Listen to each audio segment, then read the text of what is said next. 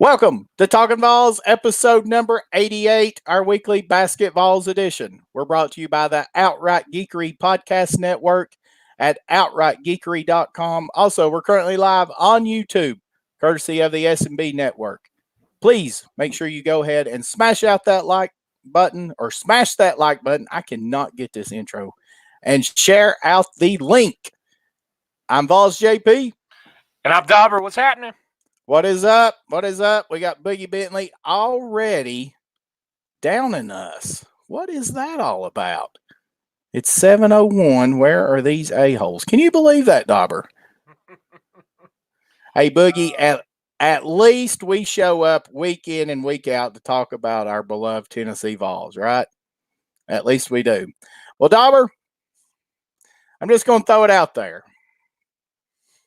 There's no excuse for what happened Saturday in Auburn. There's just none whatsoever. Absolutely zero excuse. I don't want to hear it. I don't want to hear about that we don't have a point guard. I don't want to hear it that we've had injuries, that we got a bunch of freshmen. We lost all these players. I don't want to hear it. 17-point lead with under 15 minutes to go. And not only did we blow the lead and lose the basketball game, that lead was evaporated in a matter of just a few short minutes. What on earth? How can this basketball team get up 17 points and then act like that they don't even know how to even dribble from that point on?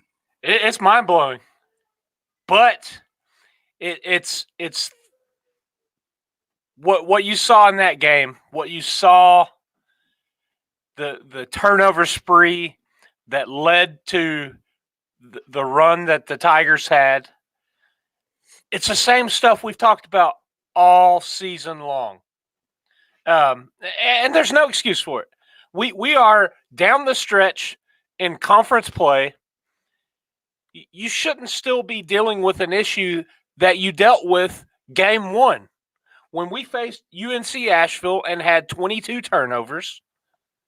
Rick Barnes addressed it after the game and said that was something this team needed to work on. You had 24 against Auburn. You cannot give a good team extra trips up and down the floor with the ball. I just don't understand it. I mean, I don't understand it. I understand that they've got deficiencies. I understand all that, but I'm sorry. I'm not making excuses for this basketball team anymore. I'm not making excuses for that loss Saturday. It was inexcusable loss, and I'll just throw it out there. Rick Barnes deserves to be criticized. Rick Barnes deserves it. J.J. Banks, 1975, saying, is Barnes doing his best Butch Jones impression? I think Rick Barnes has a track record much better than anything that Butch Jones ever had, so I'm not ready to say that.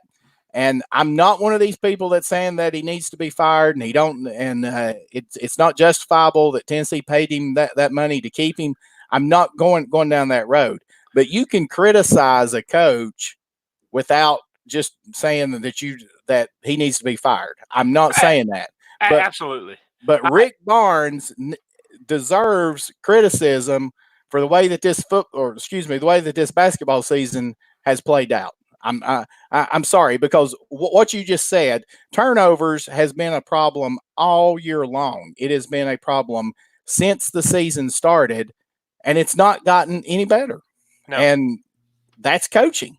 That's coaching. That is what we're paying, or we're not paying, but that's what the university or somebody's paying Rick Barnes $5 million to do, and it's not happening. So, I was about to cut you off because I thought you were going down that road that I've read all week about.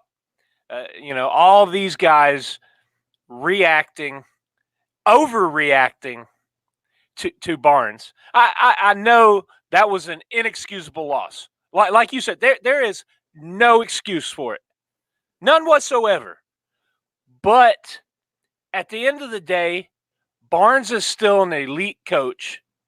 And you look at what we lost. And we've talked about it. I'm tired of talking about it, Dobber. I know.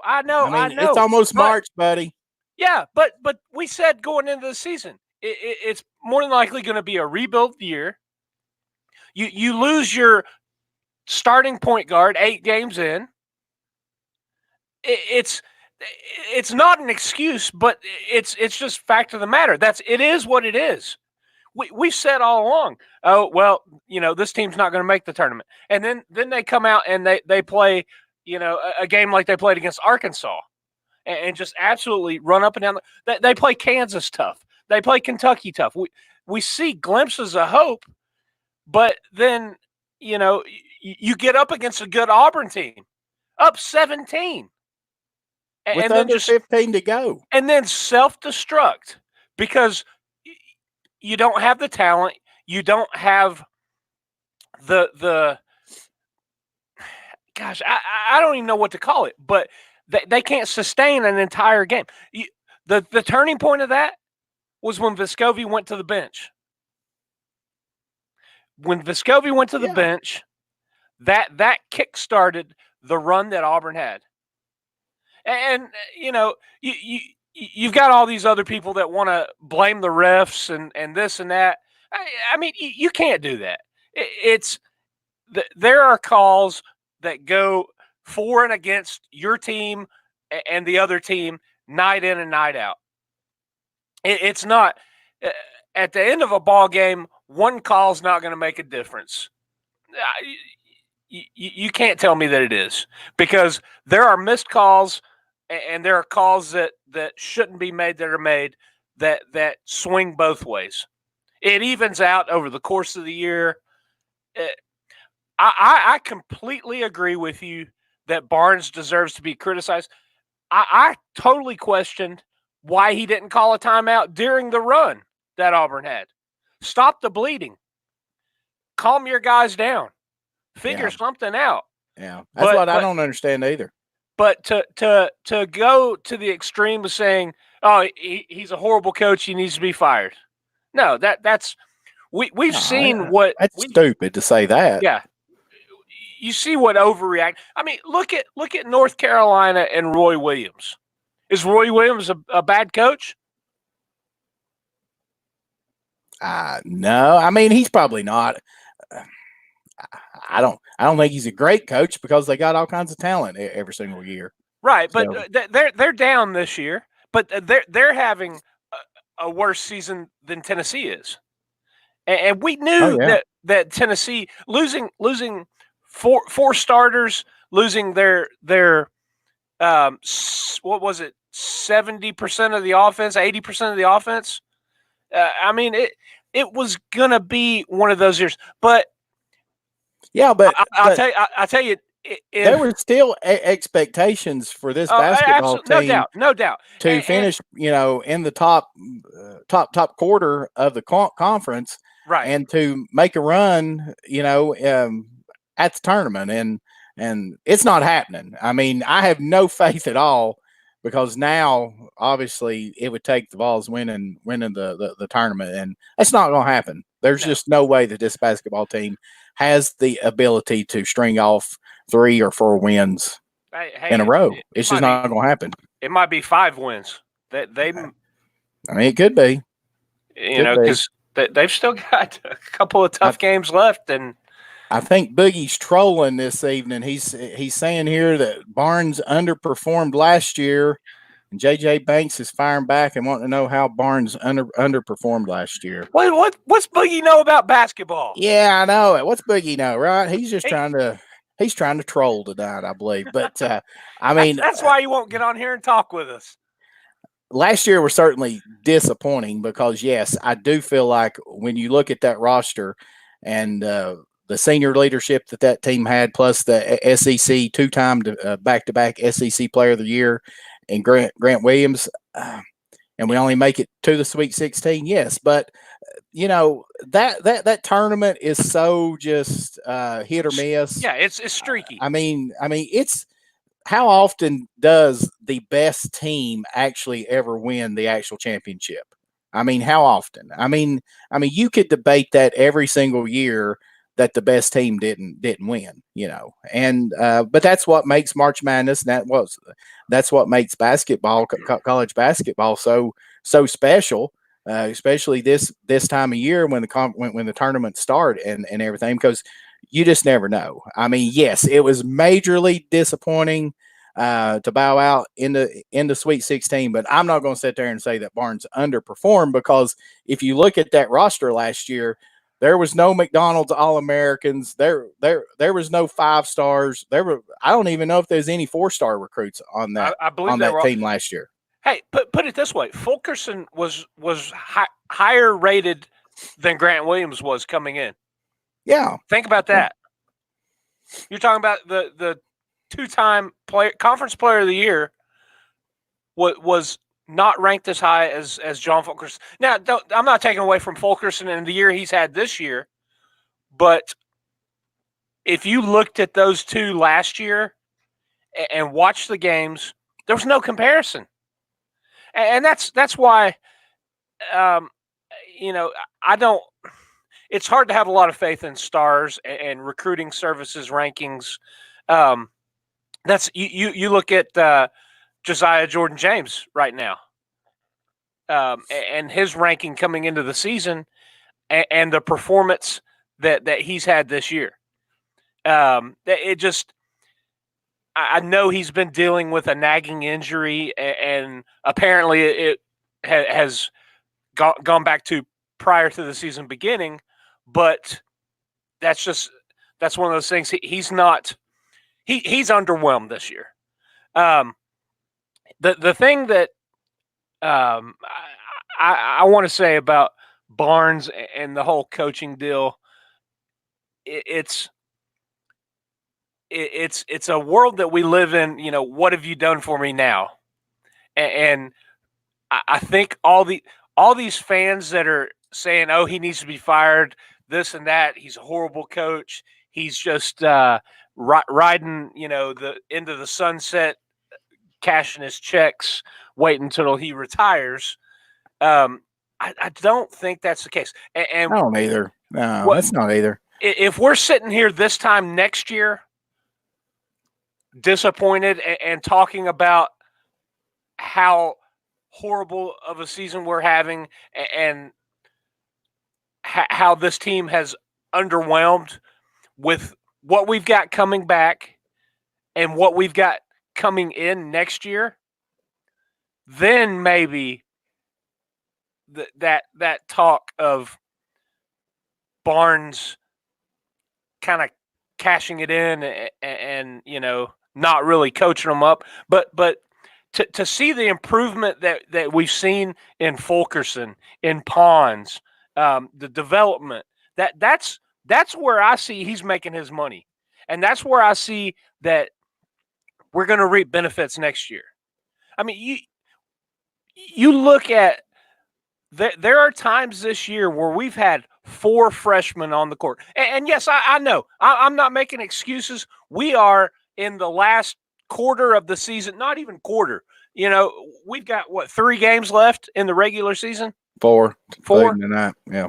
I mean, it's not an excuse, but like JJ Banks just said, if he doesn't improve next year, that's right. I think the talk will heat up, and the pressure and the hot seat will be warm. Well, I mean, he's got 2 top 20 recruits, 2 5-stars, and a high 4-star that's coming in next year. He better darn improve next year. If we're sitting here with four games left and 15-12, yeah, I mean, Rick Barnes is going to be on the hot seat. I mean, he definitely is. But I'll go out on a limb and say it right now. I would be absolutely shocked if we don't see a drastic improvement, because I think that the talent, obviously, that this team is gonna have come in starting this summer with this team, just the talent there. I really think that point guard play is really being the Achilles heel for this basketball team.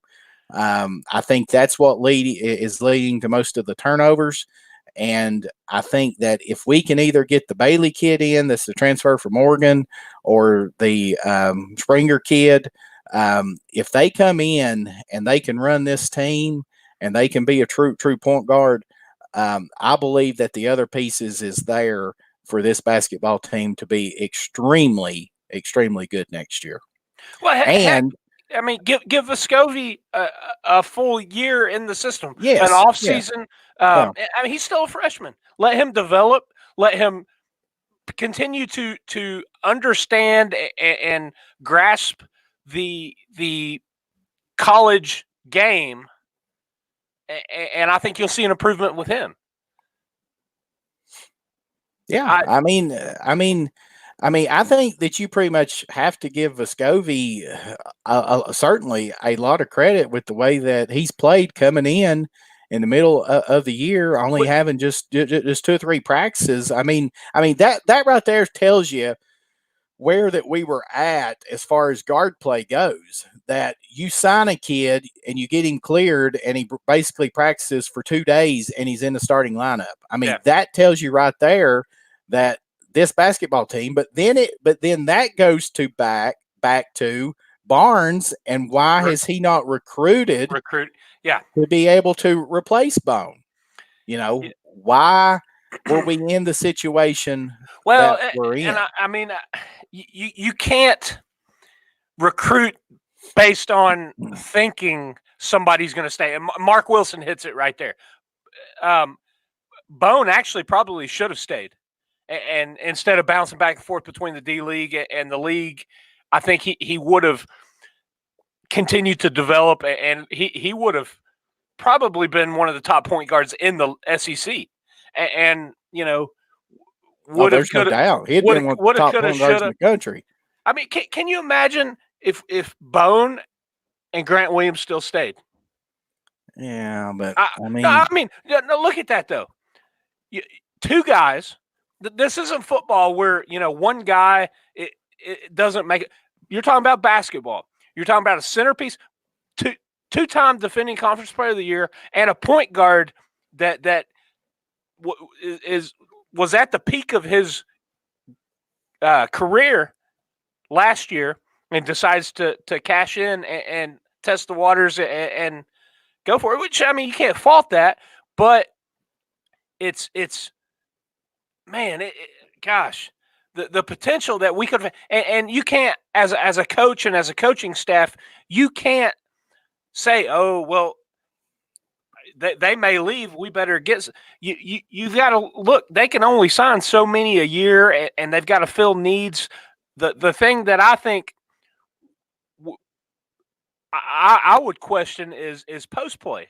And I mean, I know we've had a couple guys transfer out and leave the program that would have helped in the paint, but we've not had anybody dominating in the post. And I was on Kyle Alexander last year a lot. He didn't dominate and take over games like I thought he should have with his height. But I think he was kind of lacking in muscle, and he was sort of a finesse. He didn't play through contact, but that's last year. We're talking about this year, and there's no excuses. No, to be 15 and 12 right now. Frankly, all you can say is it's not a complete team. There's not one thing that they do really well. There's holes. And hopefully next year we can fill those holes. But I will throw this out here. You were talking earlier about the NCAA tournament and all that, and how it's, it just takes a run and getting hot. And that's kind of how our team last year just hit a team that was hot, and the kid from Purdue was just had a game. And you said there's no way this team makes the NCAA tournament unless they win the conference championship. And I'm not saying they're going to, but from what we've seen from this team, They could get hot over a 4-day period and win some games. They can play with pretty much anybody they've been on the court with. We've seen that this year. But can they string together 3 or 4 or 5 games? Based on their track record this year, no. Our longest won't happen. Yeah, our longest winning streak since we played Chattanooga in late November is 2 games. We've won 2 games back to back about 3 times, and the rest of it's been win, loss, loss, loss, win, loss, win, loss, loss, win. So, chances are that Tennessee could put up a W tonight, but chances are that they'll lose to Florida and Kentucky and maybe beat Auburn. But based on the track record of this team, I would be shocked for them to reel off four wins. Who else we got in the chat tonight? We got UT Tanner. Appreciate you, UT Tanner, tuning in tonight. We got Mark Wilson. We got Super Fan, aka the GOAT. He says he's changed his name again after the Auburn meltdown debacle. I don't blame you. Mark Wilson, JJ Banks. We appreciate all of you in here. Biggie Bentley. Appreciate all of you tuning in tonight and talking a little basketball with us. Hypothetically, let's just throw it out there. I know what's so funny, Dobber. Super Fan. Yeah, they couldn't string together a shoe. Yeah, that's true, Super Fan. But let's just say hypothetically, and I know I just sat here and said there's in my opinion that there's no chance it happens. Hypothetically, Tennessee reels off 4 straight wins to end the season. That puts them in 19-12. At what point, if, and that's a huge if, that was to happen, is there still a possibility for this basketball team to get to 20 wins by winning at least 1 game in the SEC tournament and making the dance? Because that would have them beating Arkansas, Florida, Kentucky, and Auburn. Chances are, I'd imagine that Florida, Kentucky, and Auburn obviously are locks to be in the tournament. So that would be 3 straight wins against tournament teams. Yeah. To me, that's the only way that this could happen. That Tennessee is basically going to have to find a way to win at least 5 straight basketball games without winning the conference tournament. And I don't see that. Well, I don't see them doing that. So I'm saying no unless they win the tournament.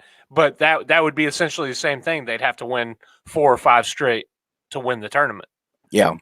So, but you're talking about. Tonight. Yes, I know that we beat Arkansas by 20 at home here a couple of weeks ago. Arkansas's lost, I think, 5 out of their last 6 games. So obviously that they're struggling. But this basketball team going on the road does not give me a whole lot of confidence. I'll just be completely honest with you. I think that it'll be extremely tough for this basketball team to win at Arkansas tonight. And then you come back at home Saturday against Florida. Florida seems to be playing better than probably that they have at any point in the year right now. Of course, that's one thing that us Tennessee fans can hang our hat on against Florida. It's kind of been the opposite with the football and the basketball. We've kind of been able to beat them even when that they were at their best in basketball. And of course, we all know the misery that the Gators have put the football team through. We don't want to discuss that, but and then you go to Corrupt Arena for a 9 p.m. tip that Tuesday night. So you're basically playing 5-on-8 there. Let's just be serious.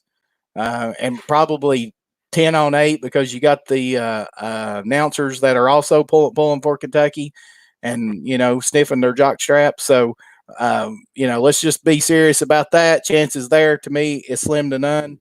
And then they finish up the season against Bruce Pearl and Auburn. Maybe we owe Auburn one. This basketball team definitely can play with Auburn. They they proved that. But I don't know. You think they'll let Pearl run out on the floor at Thompson Bowling? We'll probably give him a standing ovation. Well, I mean, you caught that during the game there when he was out on the floor getting the rest to go review that. Yeah. I mean, how do you allow a coach to do that? I don't know. That's Bruce Pearl's got 9 lives. I don't get it. I mean, I know I got on a little tangent there about bad calls and the way they swing a game, but man, shoo, I don't know. I think Superfan's laughing at my breakdown there, evidently. So, but he also says Pearl is going to wear his orange pants. Yeah, I wouldn't be surprised. You never know. Hillbilly Sportsman's on. He says this basketball team gives Rick Barnes heartburn. He gives me heartburn too. Yeah, that's what I was gonna say. Gives me heartburn. I'm gonna put this up here by Hillbilly Sportsman. I'm gonna mention this. I'm gonna turn the tables just a little bit. How about the BasketVAWLS? How about them? I mean, a huge 3-game series down there against number 1 Texas Tech. They beat Stanford. I think was ranked 25th, and then they came back and beat Houston. Am I thinking of that right? Yeah, I believe it was Houston. And really just dominated those games too. I think they beat Texas Tech 6-2, I believe. Yeah, with that. So just a great start for the baseball team for sure. They were on TV today, Boogie. Yeah, I saw that. Did they win today? Yeah, they were up 7-0. I think the last I saw. Okay, they beat somebody last night, like Northern Kentucky or something, like 15-1 or something like that. Yeah, that's what man. We talked about them a little bit early in the year, and we said that they could make a run and do some damage with all they had coming. Their pitching staff is pretty tough, isn't it? I think they only used 2 pitchers against Texas Tech. Yeah, and that's pretty stout. Yeah, from everything that I've gathered, that it's the pitching staff that is just really, really, really strong. And if the bats can hold up, that this team, baseball team, has a really, really good shot to make some noise this year, which is great. We got Sanic on in here. What's up, Sanic? We haven't seen you in a couple of weeks. We appreciate you coming back. He's wanting to know if there's any news on Zach Evans. Who knows? I've given up on that kid. It doesn't matter what he says because he can't sign another letter of intent. It's going to be when he enrolls and shows up to class that you're going to know where he's going to be. Supposedly, the last information that I saw on him is once the dead period's over. I think it's March 1st is when the dead period's over. He is supposed to go to Florida on a visit, and then they say that he's supposed to make a decision after that. So, but like Dobber says, who knows about the kid? He may end up in the XFL for all we know. You been watching any of that? I just bits and pieces of it. I'll be honest with you. The last couple of weekends, I've been at Basketball 77's basketball tournaments, so I haven't really been able to keep up with much sports. Honestly, on the weekends, he's been playing in a bunch of tournaments and stuff like that. So, but I have turned it on. You know, if I'm at the house on Sunday afternoon or something, just to have it on, just to see. I mean, I've not watched a lot. One thing that I've picked up on that I like is the kickoff deal. Yeah. I could definitely see that be something that the NFL looks to adopt for sure. Did you see the trick play that went for a touchdown the other day? No, I didn't catch that. Yeah, didn't catch that. Yeah. They actually ran a trick play like a reverse type thing on the kickoff, and the guy went all the way in for a touchdown. So I guess that proves right there that even though the way that they're lining up and stuff, that there's ways that you can still break it for sure. Right. Yeah. I saw something cool. It was saying need to take the worst team in the NFL and have them play the XFL champion. Yeah. And And then if the XFL team wins, that they'll relegate the NFL team and move the XFL team up to the NFL. Yeah. Yeah. I don't, super fans asking what the worst XFL team is that naturally we should all root for them. Yeah, I know, right? I'm not sure. I think Tampa Bay, I'm not sure if they've won a game yet. I know that they were pretty pedestrian on offense. So I figured being a Washington fan, you'd say the Dallas one. That I didn't realize that Bob Stoops is coaching them. I had no idea. I did not realize that. I don't think I knew that either. I'm actually pulling for the DC Defenders. I think that they got beat this weekend. They were 2-0 and seemed to be kind of the class of the league early on, but I think that they got pretty much waxed this weekend. So Hillbilly Sportsman is asking when spring practice starts. That's next week, isn't it? That's what I was going to say. I know the orange and white game is April 18th. So what is it? They got 3 weeks or however many days that they can classify as practice days. So, yeah. Tammy D's asking, do we really want Evans? It's hard to turn down that much talent. But we talked about it before. He comes with some baggage, but is it just a kid that needs some direction and some guidance? I don't know. Yeah, I mean, I think that his type of talent is certainly worth taking a shot at. And who knows if he doesn't pan out. He can transfer out, or if he gets kicked off or whatever, But I think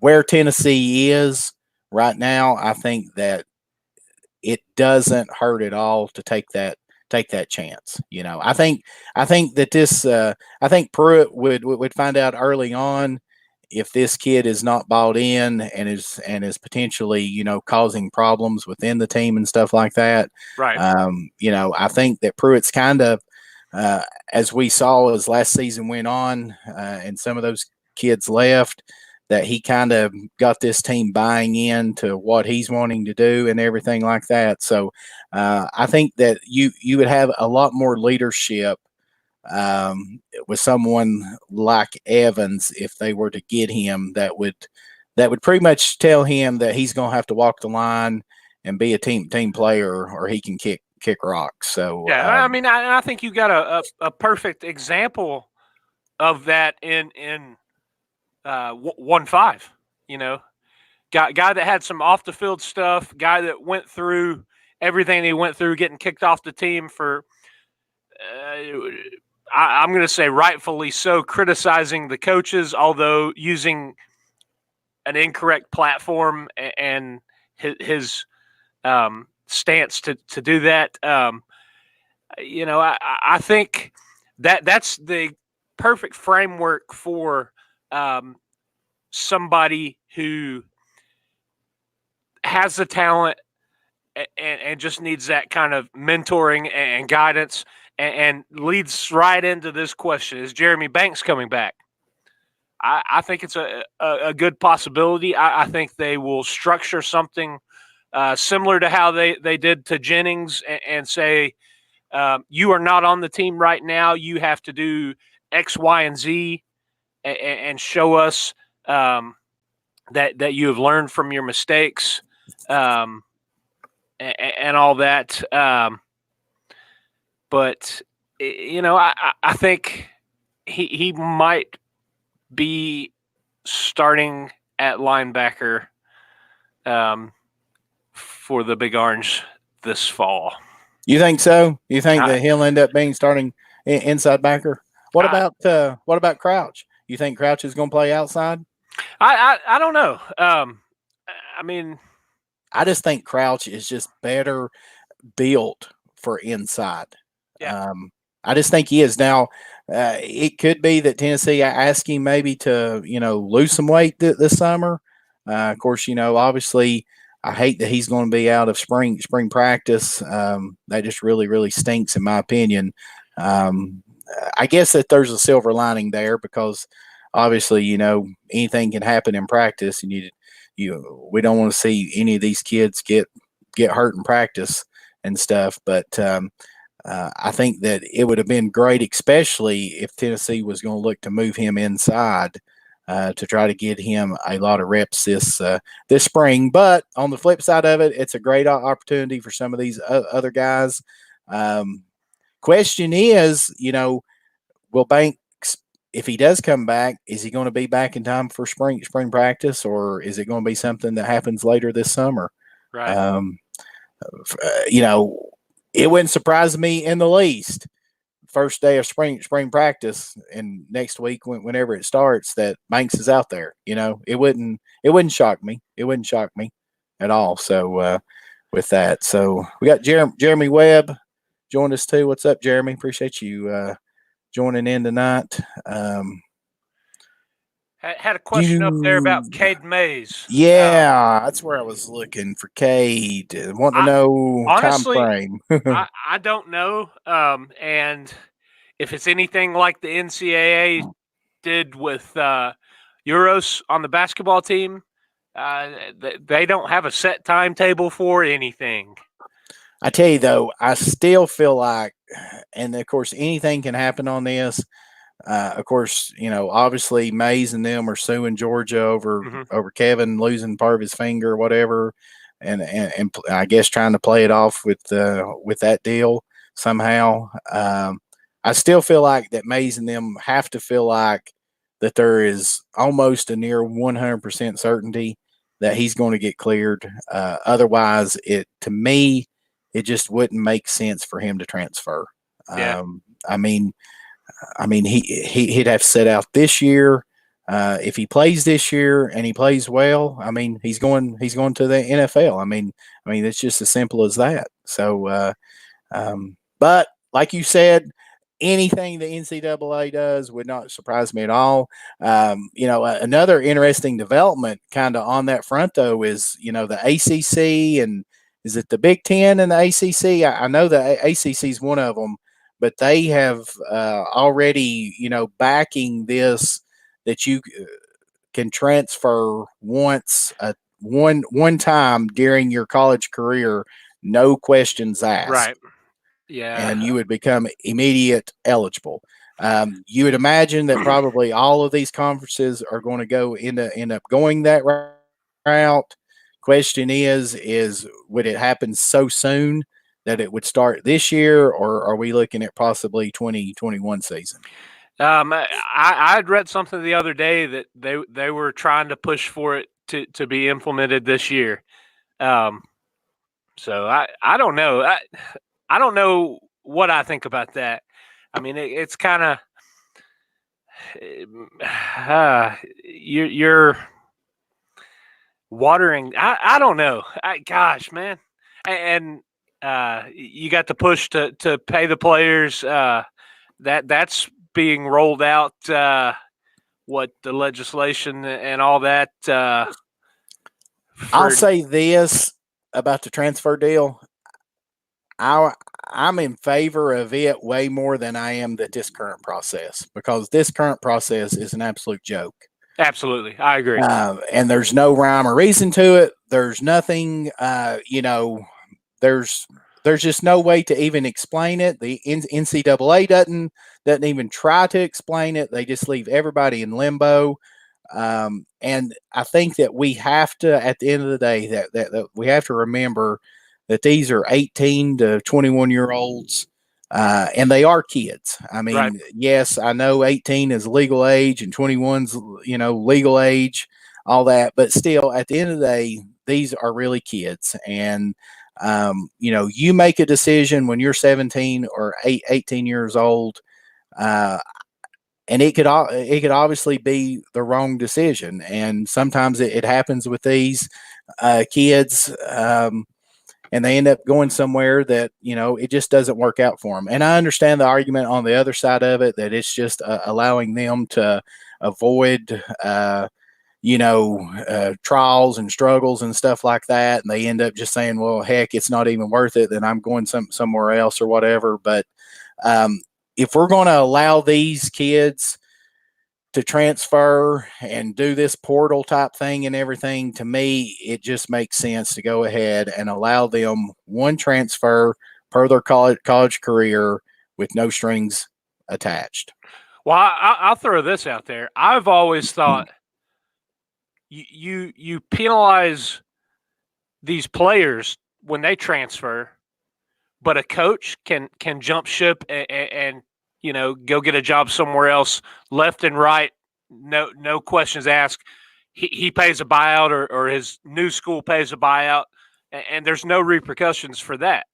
Yeah, I think you need to at some point, the coaches need to be held kind of accountable too, like the kids are. Well, and I think that's one thing that's certainly driving this. I think people are obviously seeing now the money that these universities and the NCAA and all this stuff that they're making off of these kids. And I think that's just, driving all of this, that basically that these kids are locked in, and you're making it difficult for them to transfer, Right. and there's no consistency with it. So,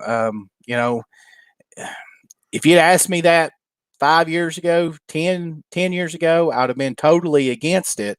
But then when all of this transfer portal and this grad transfer stuff started coming out, it just snowballed. And as Tennessee's seen this year with the basketball player Plavsevich, I mean, it cost him half of a year. Yeah. And it's just the NCAA just being lazy, and just and I've said it for years. The NCAA gives two craps about these student athletes. I mean, they give zero crap about these student athletes. Mm-hmm. They can sit there and say all they want to. The student athletes and these universities is nothing is there for them except to make money. That's all that it is. Well, it's just so confusing how they say, oh, well, everything's a case by case. There's no precedent set. We look at each thing. Okay, well, when you get an appeal, when you get somebody to put the waiver and petition in, there should be a certain period of time when it's submitted to when they have an answer, instead of just when they feel like deciding. I mean, that's just like Justin Fields transferring from Georgia to Ohio State. How come they didn't drag their feet on that? Well, and I've got theories behind that. It's because it was Ohio State, and they needed a quarterback. Yep. It's as simple as that. If you're more of a high-profile player, especially on a blue blood team, you're going to get preferential treatment. So you're saying not preferential, whatever that word is. If Eros was transferring to Duke or Kentucky, he would have been cleared, no questions asked. There's no doubt in my mind. All right. No doubt in my mind. Sure. I mean, that's just the way that I feel about it. Scenic's asking about if we think Kenneth George is going to be starting safety this year. I think that probably depends on what Flowers does. Flowers was playing pretty decent last year, and then he had that freak accident in that game against Mississippi State and broke his leg. So I think probably Flowers has the inside track on it. I don't know. I'm assuming that he'll probably be ready for spring ball. I'm assuming. I haven't heard that if he's going to be out. The only two that I know of for sure is Wanya and Crouch. Yeah. With that, so but that's my take on it, Scenic. I think probably him or Flowers. And I've said it on here before. I don't don't sleep on the kid from Nashville, Lawrence kid, Keyshawn Lawrence. I mean, I know that it might be tough for him to come in as a true freshman, but I mean, we've seen it with some players before. I know probably Todd Kelly Jr.'s best year was when he was a true freshman before he started with his injuries and stuff like that. So anyway, yeah, and I have no idea who Uncle Lou is. I have no idea. Sounds like he's a funny fellow though, for sure. So, did you see the 2 one-handed catches that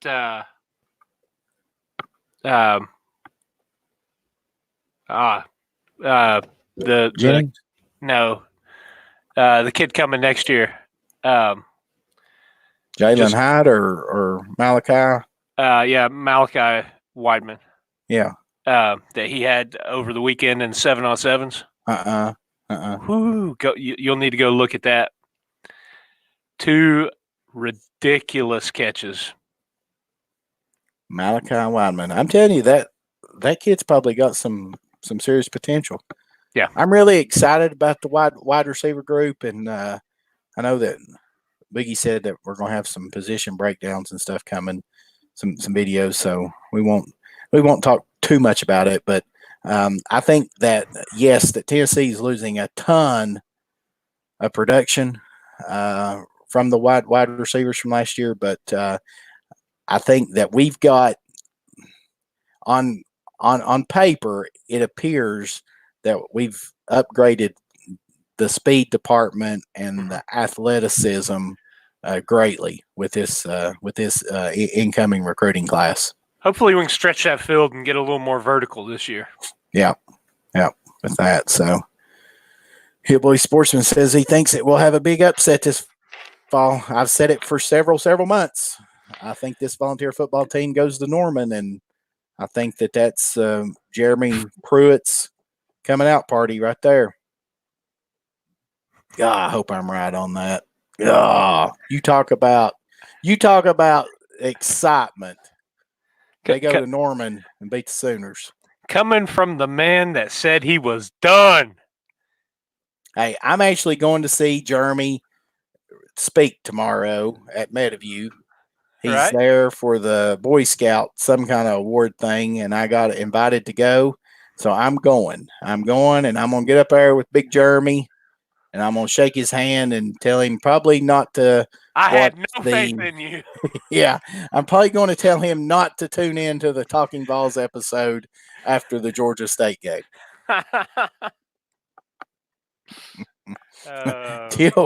Till we lose to Charlotte. Come on, Scenic. Don't start that now. Boogie, JP will hate them by week 2. Really?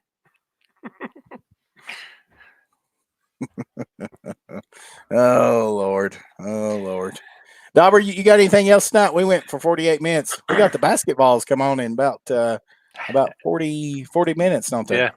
I don't know if I'll be able to stay up all night or not. I don't have anything. I smell dinner cooking upstairs. So. Oh, he's got dinner cooking. Okay, sorry. I thought I was reading. Sorry. Okay, I thought that you're saying something else. So, but just don't use plastic, JP. Yeah, I know, right?